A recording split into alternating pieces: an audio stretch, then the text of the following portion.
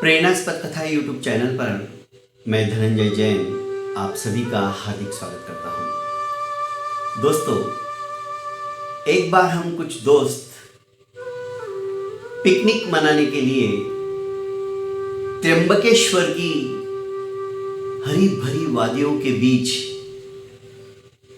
जहां पर पहाड़ों की ऊंची ऊंची श्रृंखलाएं हैं,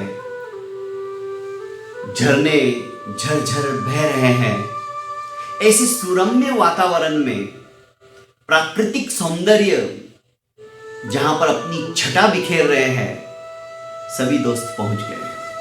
साथ में साउंड सिस्टम, माइक, जिनको संगीत का शौक है, ऐसे सिंगर, सभी धमाल मस्ती करने के लिए 15-20 दोस्त लोग बहुत दिनों बाद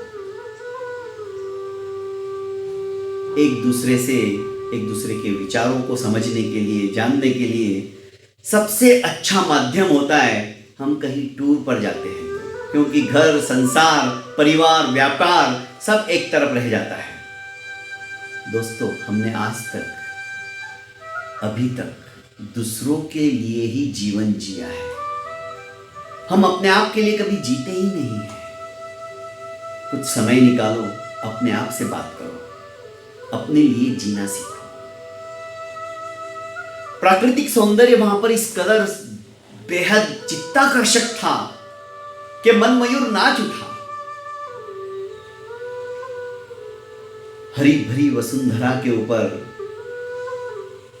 वो नीला नीला गगन, ऊपर से बादलों की छटा छा रही है, घटा उमड़ घुमड़ कर आ रही है।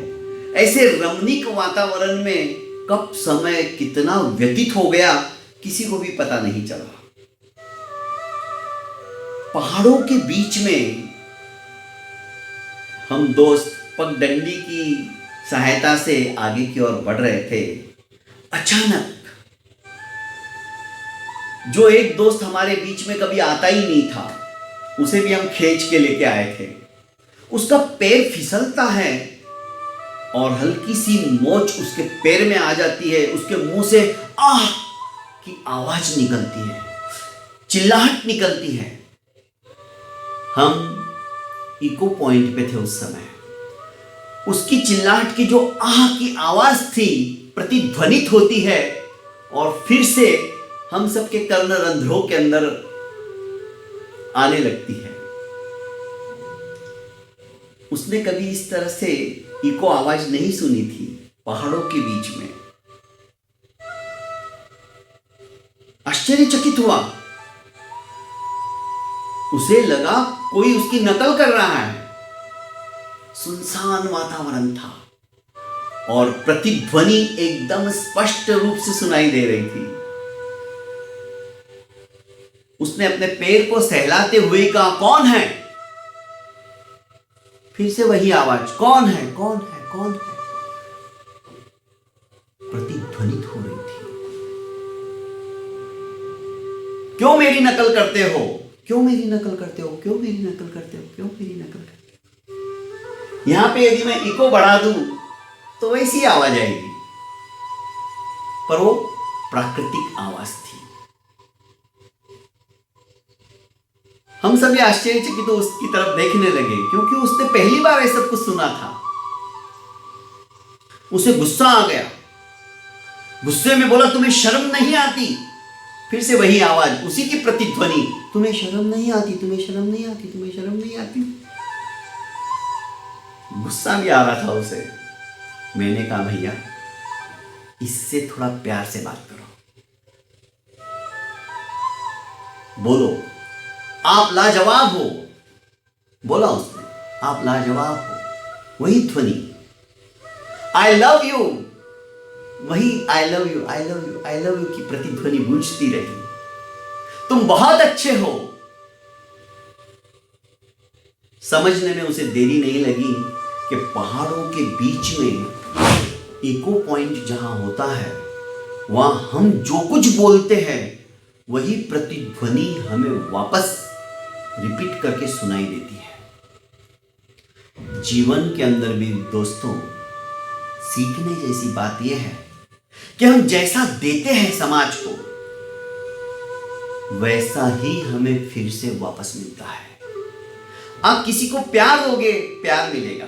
किसी को दुत्कार दोगे, दुत्कार मिलेगा। किसी का सम्मान करोगे, सम्मान मिलेगा। किसी से नफरत करोगे, नफरत मिलेगी। दोस्तों, जीवन के इस सूत्र को भी यदि हमने उन पहाड़ों के बीच, वादियों के बीच इको पॉइंट का मैसेज समझकर सीख लिया ना, हमारा जीवन सफल हो जाएगा। पर हम देने के लिए भगवान ने हमें बहुत कुछ दिया, जबान दिए अच्छी अच्छी बातें बोलने के लिए। अरे थोड़ा सा किसी ने कुछ कह दिया, हमारे मन के विपरीत यदि कोई बात निकल गई किसी के मुंह से, वो सीधी हमें यहां चुभती है। उसी की प्रतिध्वनि हमारे रूप में हम बोलते हैं, क्योंकि हमने वो सुना। बस इको पॉइंट, सीधा असर यहां पर होता है। हमारे यहां से भी जो वेव निकलती है, मन मस्तिष्क में पहुंचती है, और उसका प्रतीकात्मक रूप में हम, उसने एक सुनाया ना, हम 10 सुनाते हैं। जीवन के अंदर यही होता है। दोस्तों, जीवन के अंदर कुछ अच्छाइयों को सुनो, अच्छाइयों को बोलो, अच्छाइयों को देखो। भगवान ने जो 5 इंद्रियां दी है, श्रोत्र इंद्रिय, चक्षु इंद्रिय, घ्राण इंद्रिय, रसना इंद्रिय और स्पर्श इंद्रिय, इन सभी से अच्छी चीजों को जीवन में ग्रहण करो। हमारे जीवन का जो निर्माण होगा कुछ अद्वितीय होगा। इस जीवन के अंदर कूड़ा करकट मत भरो। इस कान से भगवान ने इसीलिए 2 कान दिए। अच्छा लगता है तो सुन के सीधा जीवन में उतारो, नहीं अच्छा लगता है निकाल दो, इग्नोर करो। पर प्रतिध्वनि के रूपात्मक में जो हम अच्छा देंगे समाज को, वही अच्छा फिर से हमारे पास आएगा। ये बात सुनिश्चित मान के रखिएगा। दोस्तों, जीवन के अंदर छोटी छोटी बातें, हम कहीं जाते हैं तो हमें एक सबक सा सिखा के चली जाती है। बस तद्रूप अपने जीवन को अच्छा सा बनाने की कोशिश हमने करना शुरू कर दिया, तो हमारा देखा देखी, हमारा आचरण देखकर सामने वाले के जीवन के अंदर भी परिवर्तन आएगा ही। भगवान ने प्रकृति के रूप में बहुत कुछ हमें सीखने के लिए दिया है। अरे हमारी पूरी जिंदगी अधूरी है, सीखते सीखते भी हम कुछ भी नहीं सीख पा रहे हैं। दोस्तों, आधी जिंदगी तो हमारी सोने में निकल जाती है, सोते सोते ही निकल गई सारी जिंदगी। उससे आधी जिंदगी हमारी खाते खाते निकल जाती है, खेल कूद में निकल जाती है, पढ़ाई में निकल जाती है। बचती कितनी है? अरे उस थोड़ी सी जिंदगी के अंदर जीना यदि हमने सीख लिया ना दोस्तों, सचमुच में हमारा यह मनुष्य जन्म सफल हो जाएगा। बहुत बहुत धन्यवाद।